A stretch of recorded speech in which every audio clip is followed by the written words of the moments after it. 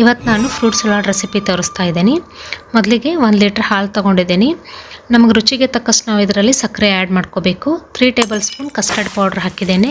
ಇದನ್ನು ಸರಿಯಾಗಿ ಬಾಯ್ಲ್ ಮಾಡಿ ಆರಿದ ನಂತರ ಫ್ರಿಜ್ನಲ್ಲಿ ಇಡಬೇಕು. ಈಗ ಇದನ್ನು ಬ್ಲೆಂಡ್ ಮಾಡಿದ್ದೇನೆ.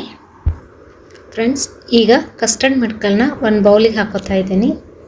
ಅದಕ್ಕೆ ಸಣ್ಣಗೆ ಕಟ್ ಮಾಡಿ ಇಟ್ಕೊಂಡಿರುವಂಥ ಫ್ರೂಟ್ಸ್ ಹಾಕ್ತಾ ಇದ್ದೇನೆ. ಆ್ಯಪಲ್ ಹಾಕಿದ್ದೇನೆ, ಬನಾನಾ, ಚಿಕ್ಕು, ದ್ರಾಕ್ಷಿ ಮತ್ತು ದಾಳಂಬ್ರಿ. ನಿಮ್ಮ ಹತ್ರ ಯಾವ ಫ್ರೂಟ್ಸ್ ಇರುತ್ತೆ ಅದನ್ನು ನೀವು ಕಟ್ ಮಾಡಿ ಹಾಕ್ಕೊಳ್ಬೋದು.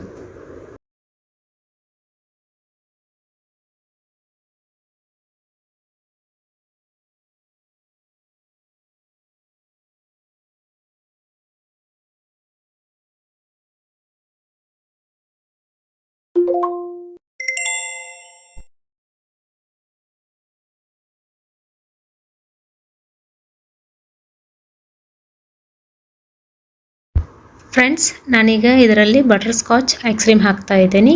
ನಿಮಗೆ ಇಷ್ಟವಾದ ಐಸ್ ಕ್ರೀಮನ್ನು ನೀವು ಹಾಕ್ಕೊಳ್ಬೋದು. ಮತ್ತು ಮೇಲೆ ಸ್ವಲ್ಪ ಟೂಟಿ ಫ್ರೂಟಿ ಡ್ರೈ ಫ್ರೂಟ್ಸ್ ಹಾಕಿ ಹಾಗೂ ಗುಲ್ಕಂದನ್ನು ಹಾಕಿದ್ದೇನೆ.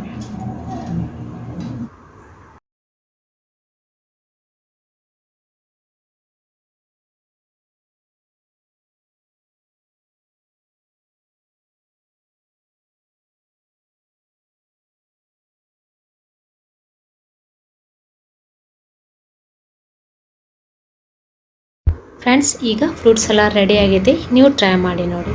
Thank you friends.